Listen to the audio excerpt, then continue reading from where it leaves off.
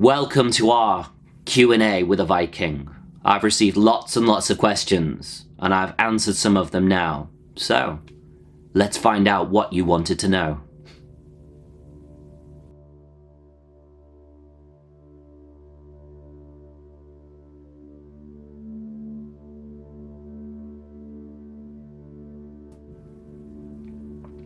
We invaded Britain regularly for 300 years. The first recorded one was in 793 AD, when we attacked a monastery off the northeast coast of Lindisfarne in England. We liked to attack the monasteries because the monks had very few weapons to defend themselves, and there was always plenty of treasure that we could take back with us.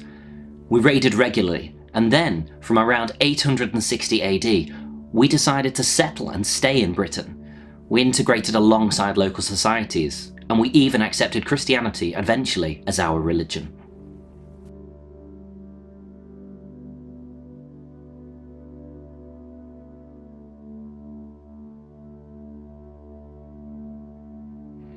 We came to Britain for wealth. Britain was well known throughout time for having a lucrative trade centre, and we attacked Lindisfarne first, not for its religious association, but for what it possessed: a wealth of treasure.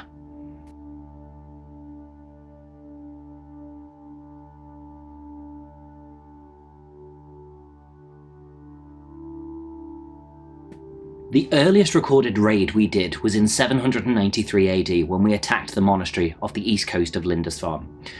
The last one was when we had a battle in 1066 against the Normans and lost. However, even though Vikings are no longer raiding and looting around the world, there are still Viking people living today. Many people around the world can trace their DNA back to Viking ancestry.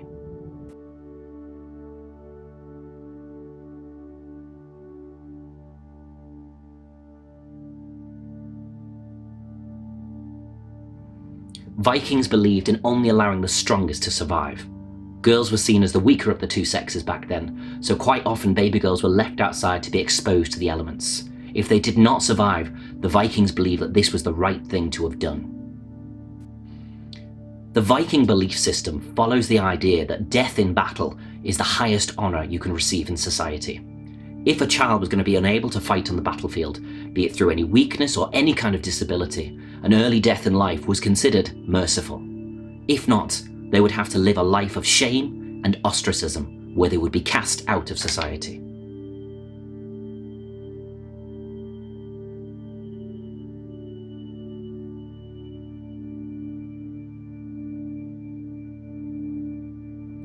Vikings don't worry about the fat content of their food or the nutritional value like you do today. Meat, fish, vegetables, cereals, and milk products were all an important part of our diets. Sweet things for us were things like berries, fruit, and honey. The English people described us as gluttonous. They said we eat too much and we drink too much. Foods were eaten seasonally, and you would adapt your kitchen around what was growing at the time.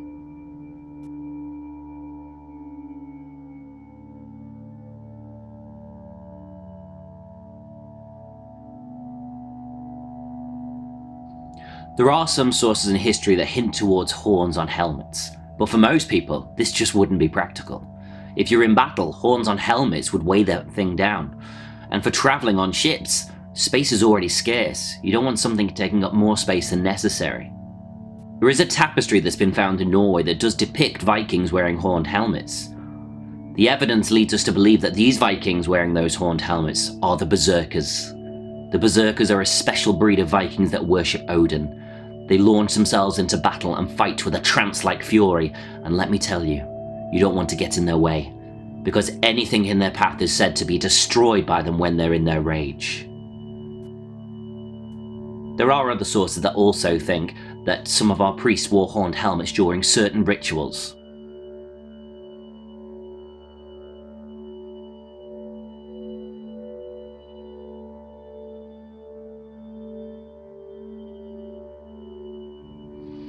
Old Norse is the language spoken by the Vikings. It is the language in which most of our Eddas, sagas, and tales, and all your primary sources have been written in. In fact, English and German have evolved from Old Norse. Some of the words that you still have today, for instance, We have the Viking word dotir, which in your language today you say daughter. We have the word klubba. For you say club, as in the item. We have the word slatra. Today you would use this as the verb to slaughter. We also have the word ugliger, which means today ugly, or literally to fear in Old Norse. We have the word ransaka, which today you would use as the verb ransack. We have the word berserker, which today you would use to denote when someone goes berserk. And finally, the days of the week can mainly be attributed to Viking gods. For example, Thursday. Today we would say Thursday.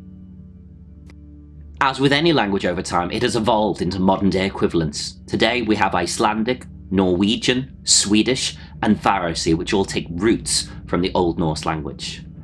The biggest problem that historians have is understanding how our accents sounded, which in turn will change how we pronounced our words back in our time.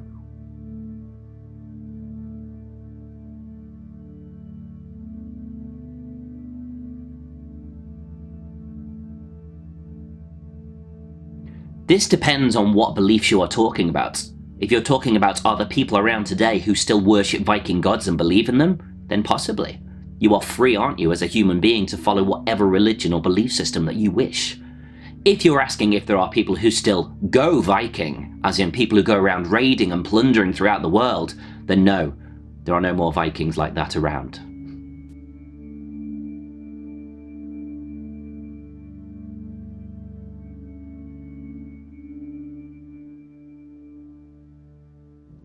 The average life expectancy for a Viking was between 40 and 45 years old. This meant it was very important that children started to take a role in the family from very early on. In fact, in Iceland, males were considered grown up by the age of 16.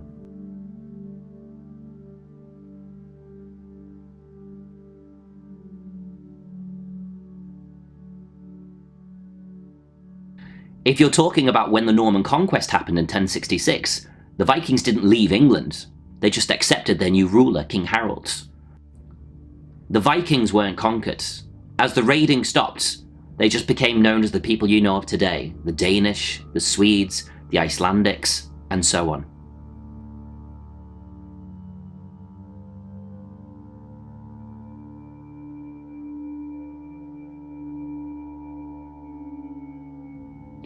Evidence tells you today that going Viking tended to be associated more with the males in Viking society.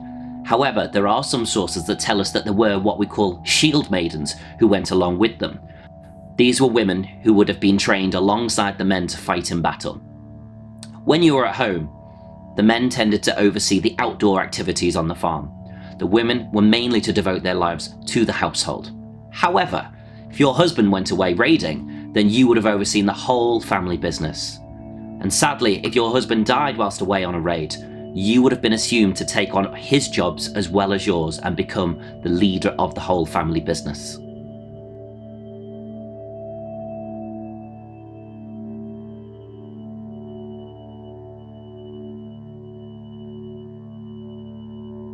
There are 4 types of longboats that can seat different amounts of people.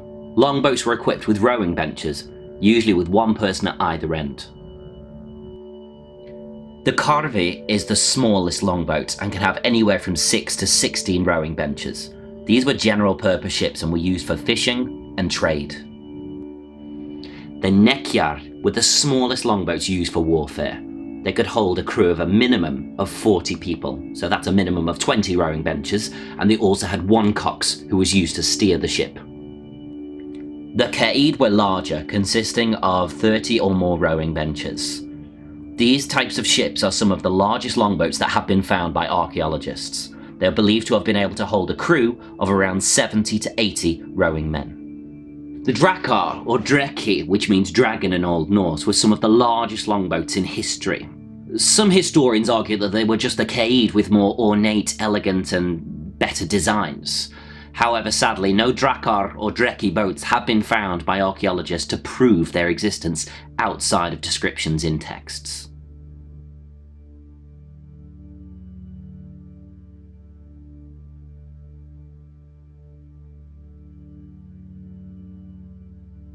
Vikings have a different sense of justice than you have today. we have a complicated honour and justice system. Punishments for certain crimes could be severe. Most of our ways rely on an honour code. If you break this code, you can be outlawed from society. You were advised to leave and go anywhere else. If we see you again, anyone can kill you, and there will be no punishment. If you killed someone, you could get away with it so long as you admitted it and paid the compensation that was due to the family you've injured. You had to be honest and open about what you had done. If you killed someone during the daytime publicly, you were giving other people a chance to react to it. If you killed someone at night or committed arson, where you set something on fire, usually someone else's house, this was considered as murder, as you had not given the other person a fair chance to defend themselves. If you offended someone, you can be expected to be challenged to a duel, which could result in one party's death. This would also not be seen as murder. Vikings were expected to take the law into their own hands at times. If someone did an action against you, you were expected to take some form of revenge. Viking codes relied on people being honest. You could go to a court known as the Thing to argue your case if you were accused of crimes. You had to swear an oath, similar to today in your time, and if you were found to have been lying, you would find it very difficult to enter into any agreements with people in the future, as you would be known as an oath breaker and considered untrustworthy. Thank you for watching our Viking Q&A video. If we haven't answered a question you wanted to ask, why not leave it in the comments below and maybe we'll do a part 2 video. If you've enjoyed this video, please feel free to like and subscribe. And if you want to be notified when we upload our latest video, hit that notification bell, and we'll see you very soon.